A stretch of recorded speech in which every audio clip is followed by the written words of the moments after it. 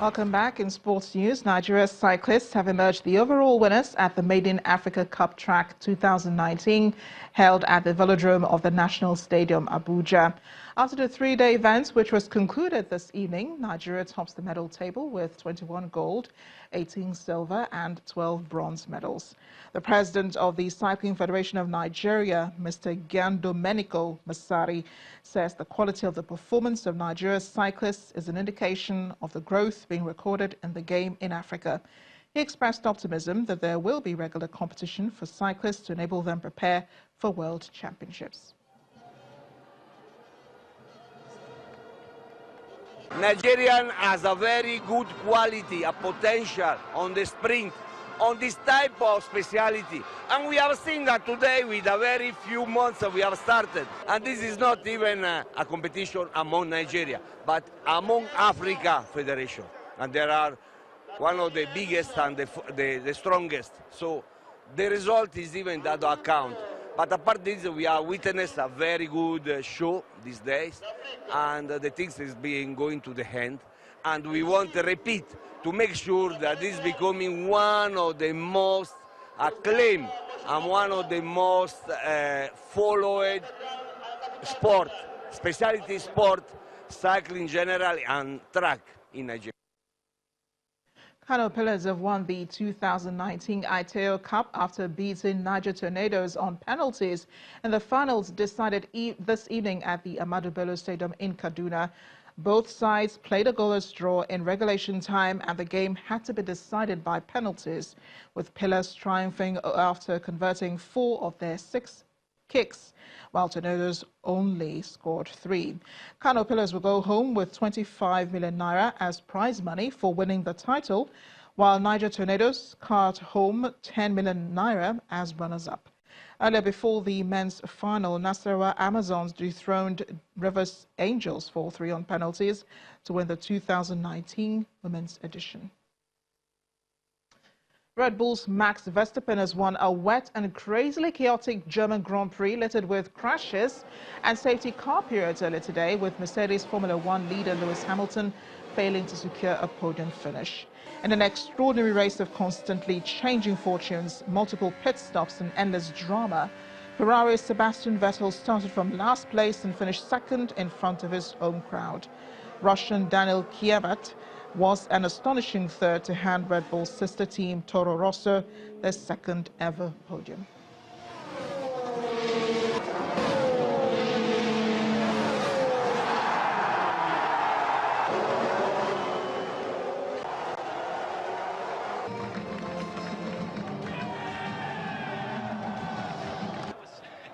It was amazing, of course, to win at the end, but it was really tricky out there to make the right calls, and you really had to be focused. We pitted onto the slick tire at a little moment, but made a nice 360, so it was nice. Enjoyed that, but of course to come out on top here, it was all about trying not to make too many mistakes, and really tricky conditions, but of course amazing to win.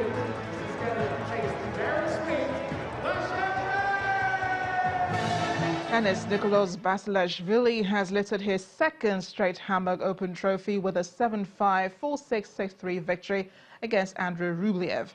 Basilashvili hit 26 forehand winners to claim his 12th straight win in Hamburg, which includes 10 main draw victories.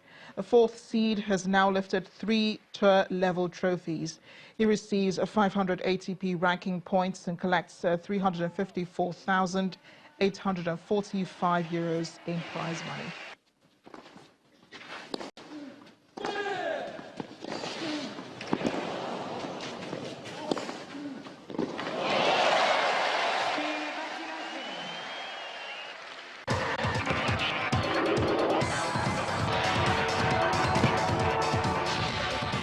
Away from sports news, the UN-backed government in Libya says an airstrike has killed 5 doctors in a hospital in the southern outskirts of the capital, Tripoli. A health ministry spokesperson said a warplane belonging to Khalifa Haftar, the rogue general who commands the Libyan National Army, carried out the attack. Libya has been embroiled in conflict since the fall of longtime leader Muammar Gaddafi in 2011. According to the World Health Organization, fighting between the UN-backed government and Mr. Haftar's LNA has claimed 1,100 lives since April. The fighting has remained deadlocked on the outskirts of the capital, with both sides resorting to airstrikes. Hong Kong has seen a second day of violent clashes between police and pro-democracy demonstrators who are also angry at alleged police brutality. Police fired tear gas and rubber bullets at protesters trying to reach the Chinese government's office. Tens of thousands of demonstrators have taken over streets near Sai Wan and Causeway Bay on Hong Kong Island. Hong Kong has seen 8 consecutive weekends of anti-government and pro-democracy protests. It is ranked as one of the safest cities in the world, but recent protests have been followed by violent clashes. And the main news again.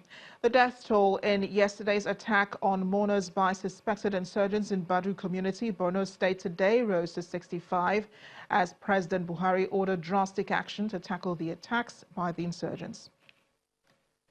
Also today, the presidency clarified its position on the proscription of the Islamic movement in Nigeria and explained that the decision was not an attempt to undermine the right to freedom of religion in the country. And tension rose today in Hong Kong as violent clashes between police and pro-democracy demonstrators continued for a second day. That is the news at 10 tonight. Thanks for watching. I am Amarachi Ubani. Good night.